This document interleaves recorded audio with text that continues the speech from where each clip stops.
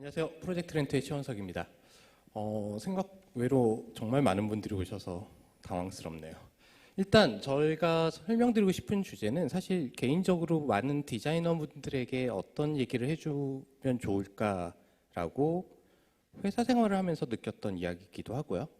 그리고 제가 실제 일을 하면서 가장 많이 느끼는 부분인 것 같아요. 제목 일단 세죠? 엔드 오브 디자인. 여기 다들 디자인 전공하시는 분들인 거죠? 자, 왜 이 제목을 했는지 한번 얘기 나눠볼게요. 저는 제가 하고 싶은 일을 브랜딩이라고 얘기하지 않고 비즈니스 디자인이라고 얘기를 해요. 그런데 다만 사람들이 알아듣기에 아직은 어려운 단어라고 생각해서 저 단어를 잘 못 쓰고 있을 뿐이에요. 저는 첫 직장은 LG전자에서 핸드폰을 디자인했었고요. 제품 디자이너였죠. 그 다음에는 현대카드에서 브랜딩을 했었고 나와서는 수없이 많은 기업들의 브랜딩 워크들을 하고 있었습니다. 여전히 지금도 하고 있는데 지금 제가 하는 일은 이제 좀 많이 달라진 것 같아요. 이거 같은 경우에 이제 화장품 브랜드였고 F&B 식당을 만드는 프로젝트들도 했었고요. 첫 시작은 2018년도 화면에 보이는 약 6.5평의 공간에서 이런 거 해보면 너무 재밌을 것 같아. 사실 이걸 만들 때도 무서웠어요. 약간은. 왜? 월세를 낼 수 있을까? 근데 정말 제가 성수동에 들어갈 때는 많이 저렴했거든요. 그래서 퇴근하면 대리운전을 해서라도 월세는 낼 수 있을 거야 라는 마음으로 시작했어요. 1년 동안은 그냥 어떻게 보면 즐겁게 놀았던 것 같아요. 자, 일단 중요한 건 바뀌었어요. 어떤 의미냐? 사실 뭐 요즘 세상이 계속 바뀌고 있다. 거의 요즘 한 2, 3년 단위로 바뀌었다라는 얘기를 제일 많이 할 거예요. 우리한테는 뭐가 바뀌었을까요? 디자인이라는 단어도 제가 생각하기에는 그리고 저희가 하는 디자인이라는 환경도 너무 많이 바뀌었어요. 그런데 바뀌었다라는 걸 인정을 하느냐 안 하느냐의 문제는 있는 것 같아요. 자, 일단 직장인 시대는 1900년대부터 딱 100년 동안 존재했던 인류 역사상 유일한 시기예요. 회사원이라는 형태는.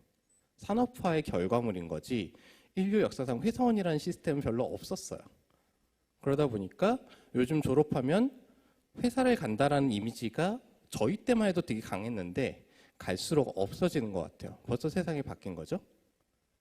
자, 그러면 이런 시대에서 디자인이란 단어가 저희가 학교에서 배워왔던 단어와 같은 단어일까요? 왜 영국에 가서 펀치라는 단어와 미국 영어에서의 펀치라는 단어는 다른 오브젝트잖아요. 지금 필드에서 제가 느끼는 디자인이라는 단어는 학교에서 여러분들이 배우는 단어랑은 많이 다른 단어라고 느껴요. 기본적으로 디자인이라는 얘기를 할 때 사람들은 무슨 얘기를 제일 많이 할까요? 이건 뭐 2019년, 20년 데이터기는 해요. 빅데이터 검색해보면 디자인은 뭘까요? 많은 사람들이 디자인이라고 제일 많이 하는 얘기는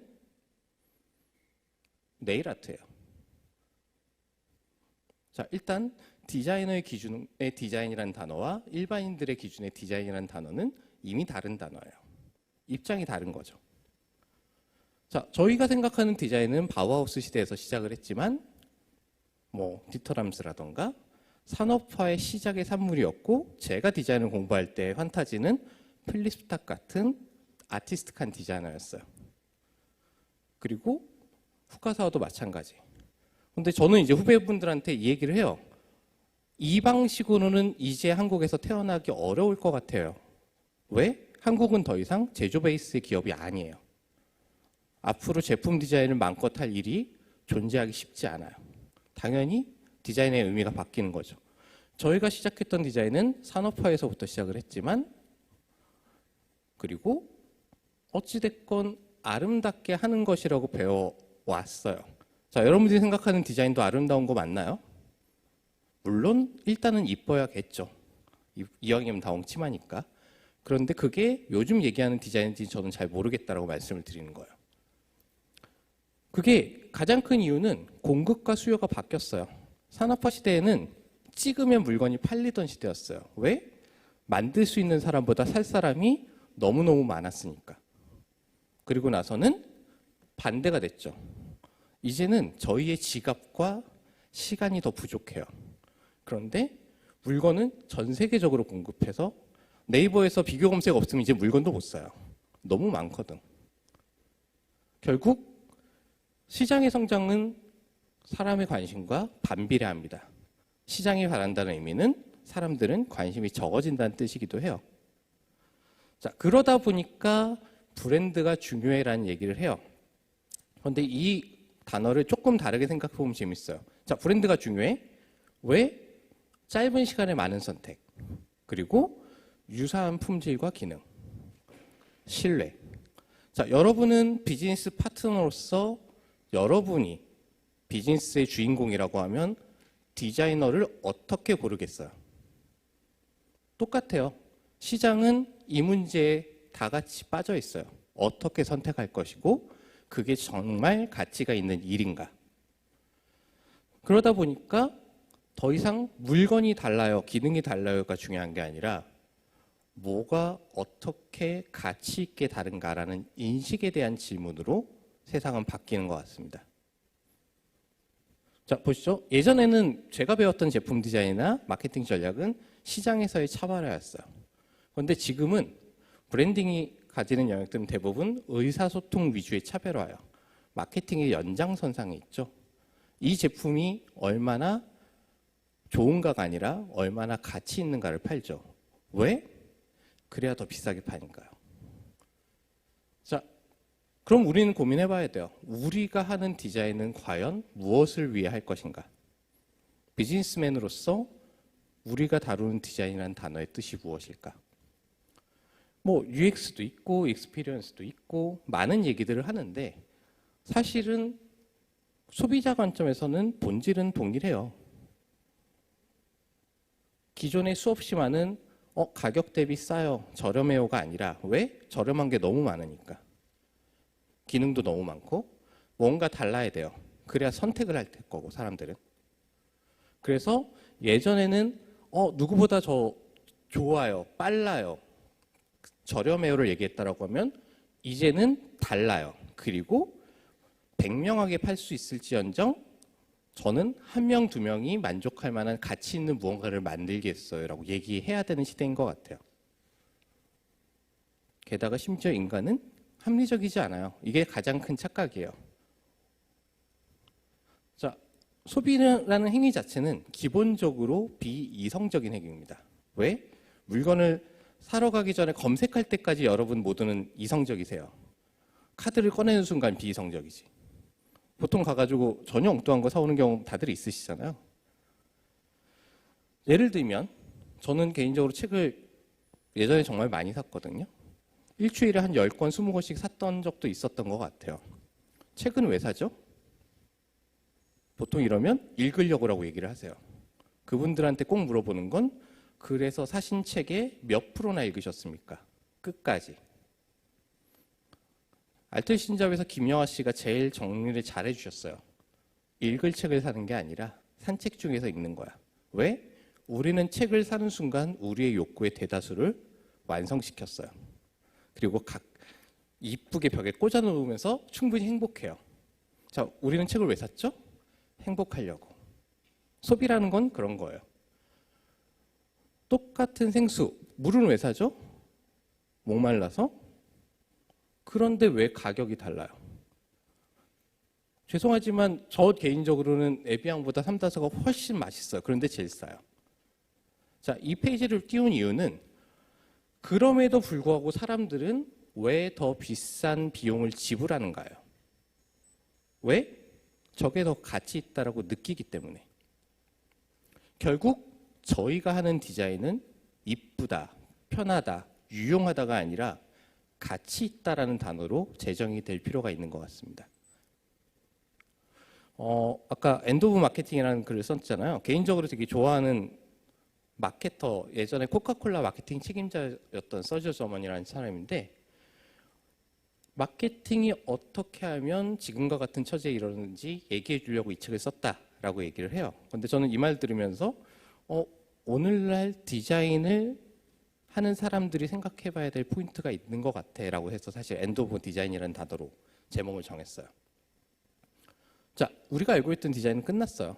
이제 여러분들이 필드에서 디자이너로서 그리고 또는 사업가로서 만나서 해야 될 이야기가 더 이상 저희가 배운 디자인이 아니에요. 이게 얼마나 유용할까, 아름다울까, 좋을까가 아니라 얼마나 가치 있고 얼마나 시장에 영향력을 미칠 수 있는가를 우리는 이야기해야 되는 시대에 왔어요.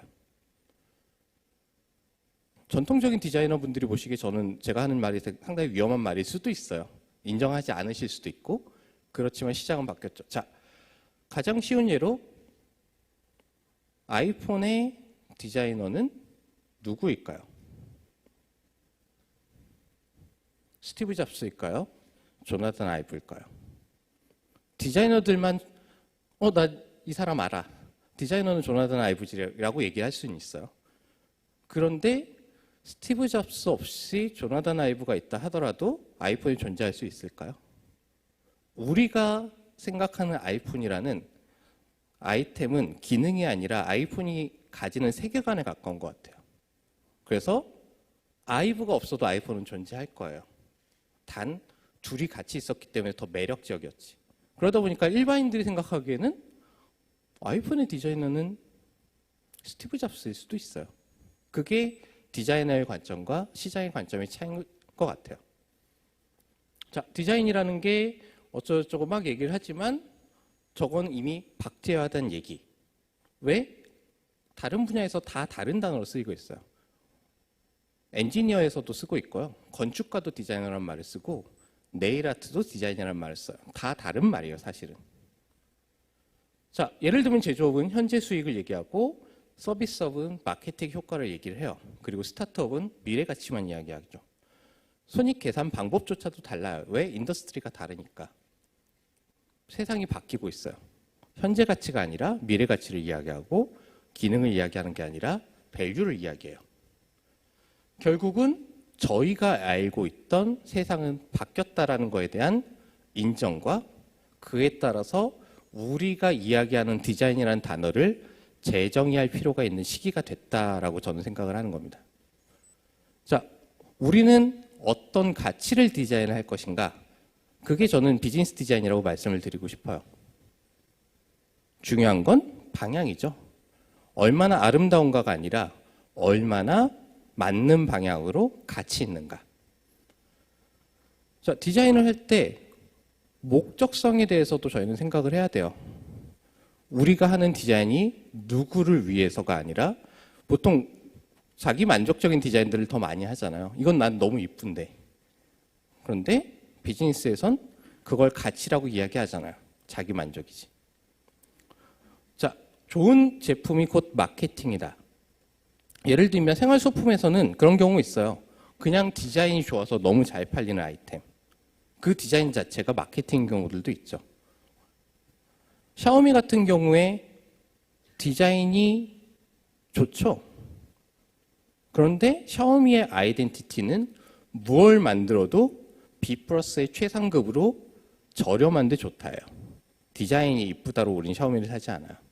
가격 대비 디자인이 너무 좋다가 샤오미라는 브랜드예요. 자, 지금 이 사람은 디자인이 마케팅을 죽일 거라고 얘기를 해요. 이 사람은 마케팅을 디자인이 대신할 수 있다라고 얘기를 하고 미디어를 사지 않아도 올바른 디자인과 소통하고 있다라고 하면 저 자체가 마케팅이 될 수 있어요 라고 얘기를 하고 있는 거죠. 이 사람이 아마 이케아 최고 책임자, 디자인 책임자였을 거예요. 자, 목적에 맞는 디자인이라는 건 이런 의미인 거죠. 자, 저희는 오른쪽으로 가야 될까요? 왼쪽으로 가야 될까요? 잘못 선택하시면 다쳐요. 디자인적으로는 유니크할 수는 있어요. 목적에 맞는 디자인은 아니에요. 전 개인적으로도 최근 몇 년 통틀어서 가장 좋았던 디자인을 이거라고 말씀드려요. 왜? 나라도 가서 도와주고 싶어. 구인 광고예요. 이쁜 게 중요한 게 아니라 사람을 행동하게 만들잖아요. 저는 저게 디자인의 오늘날의 가치를 만드는 방식이라고 생각을 해요. 사람들을 행동하게 만드는가. 자, 비즈니스 디자인이라는 건 고객이 비용을 지불할 만큼 가치 있는 목적성을 부여하는 게 제가 생각하는 비즈니스의 세계관이에요. 사람들에게 가치 있는 경험을 만들어내는 것까지. 자, 그럼 뭘 어떻게 해야 되는데, 첫 번째, 고민하지 마세요. 고민한다고 바뀌는 거 없어요. 저희는 언제가 됐건 시장에서 실행을 해보고 경험을 해야 되는 시간이 필요해요. 저희는 그런 의미에서 렌트를 처음 시작할 때 평양 슈퍼마켓을 했어요. 왜?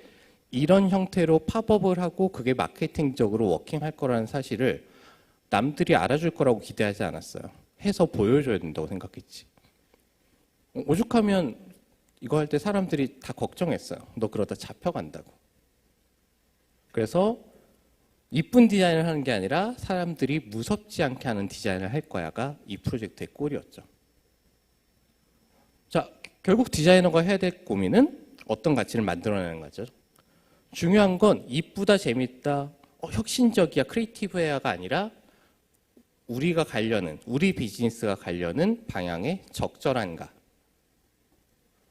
예를 들면 이거는 제가 부산에 있었던 스토어에서 썼던 그 인비테이션 디자인이에요. 자갈치 공판장에 리뉴얼해서 만든 복합 공간에 인비테이션을 보내면서 디자인하는데 3분 걸렸어요. 타이핑하느라. 400장의 오징어를 구워서 전국에 날렸죠. 우리가 담고 싶은 이야기들은 다 담았어요. 이걸 과연 디자인이라고 해야 될까 아닐까요? 근데 사람들은 이걸 가치 있다라고 느껴주셨기 때문에 사실 재밌는 바이럴이 됐던 것 같아요.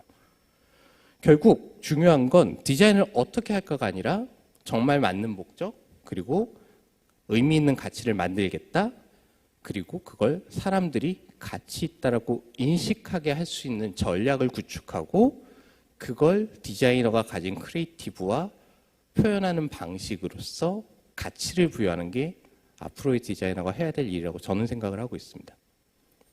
그래서 저는 저 매장을 광고판이라고 생각을 하고 렌트라는 프로젝트를 시작을 했어요. 자, 렌트에 대해서 모르시는 분들이 있어서 잠시 짧게 보여드리는 건데 팝업 스토어 형태의 오프라인 마케팅 플랫폼이라고 설명을 드리고요. 저 공간에 지금까지 한 150여 회 정도의 팝업이 진행이 됐습니다. 그리고 수없이 많은 작은 브랜드들이 필요한 순간에 매장을 만들고 본인의 컨텐츠나 브랜드의 커뮤니케이션을 할 수 있게 해드렸죠. 사실 제가 만들고 싶었던 건 소비자 입장에선 잡지를 펼쳐보는 듯한 거리를 만들고 싶었어요. 멈춰지지 않고 내가 관심 가질 만한 브랜드들을 계속해서 만날 수 있도록. 이렇게 해서 시작을 했고 사실은 저 작은 공간 하나가 지금은 총 8개 정도의 공간도 늘어났어요. 자, 같이 하루 트래픽이 6,500에서 8,000명 사이, 한 달이면 20만 명이에요.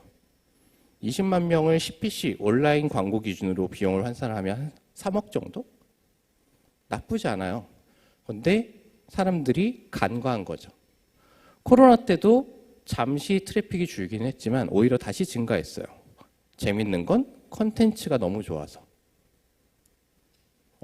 팝업을 하면서 개인적으로 토종살이 너무 재밌어. 이거 사람들한테 설명하고 싶어. 전시 형태로 보여주기도 했고요. 이렇게. 그 다음에 현대자동차 디자인 스튜디오랑 오래된 올드카드를 보여주고 싶어. 사실 큰 돈이 들어간 것도 아니에요. 저 공간을 꾸미는데. 그 다음에 무당이라는 문화를 사람들에게 이야기하고 싶어. 저희가 그냥 기획해서 공간을 만들고 점집을 차렸죠. 성수동에. 제가 아까 말씀드렸죠. 실행하라는 건 이런 의미인 것 같아요. 저게 돈이 얼마에 드느냐의 문제가 아니라 쥐어짜면 얼마든지 작게나마 해볼 수 있는 가능성들이 있습니다.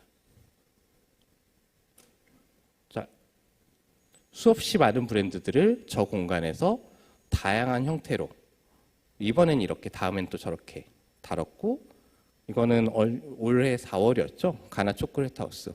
이 프로젝트에 대해서 사실 가나 롯데에서도 큰 기대를 한 게 아니에요. 일단 시도해보자 정도로 했는데 재밌는 건 생각보다 너무 많은 분들이 좋아해 주셔서 이슈가 됐던 것 뿐이에요.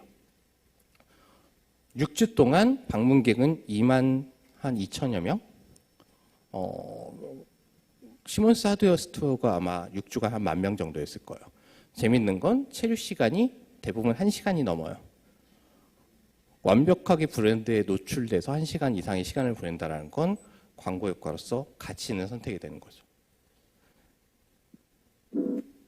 자, 마지막으로 이 영상 한번 보시면서 설명을 마무리할게요.